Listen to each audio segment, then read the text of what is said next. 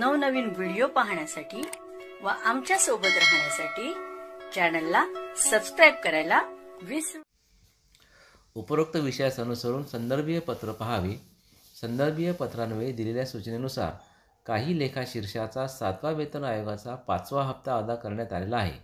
तथापि उर्वरित लेखा शीर्षकाबाबत स्वतंत्र आदेश सूचना निर्गमित करण्याबाबत विचाराधीन होते।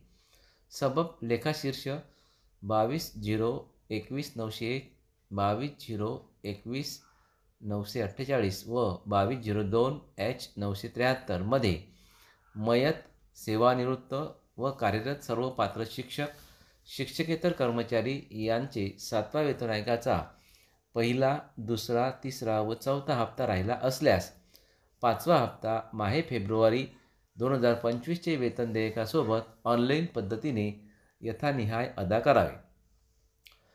तसेच संदर्भीय पत्रान्वये लेखा शीर्ष वरील प्रमाणे लेखा शीर्षे दिलेले आहेत। मध्ये 7वा वेतन आयोगाचा 5वा हप्ता अदा करण्यात आलेला आहे, परंतु सदर लेखा शीर्षकामध्ये शिक्षक, शिक्षकेतर कर्मचाऱ्यांचा 7वा वेतन आयोगाचा 5वा हप्ता काही कारणास्तव अदा करणे बाकी असल्यास खातरजमा करून त्याचेही 7वें वेतन आयोगाचा पहिला, दुसरा, तिसरा व चौथा हप्ता राहिला असल्यास 5वा हप्ता माहे फेब्रुवारी 2025 चे वेतन देयकासोबत ऑनलाईन पद्धतीने यथानियम अदा करावे।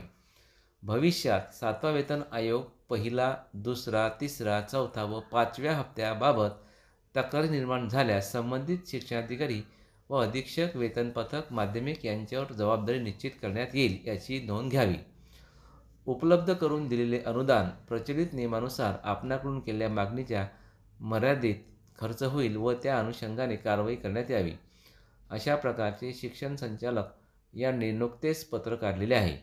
म्हणजे आता ज्या कर्मचाऱ्यांचा वेतन आयोगाचा कोणताही हप्ता बाकी राहिला असल्यास त्यांना माहे फेब्रुवारी 2025 चे वेतनामध्ये सदरील हप्ता हा अदा करण्यात येणार आहे। धन्यवाद।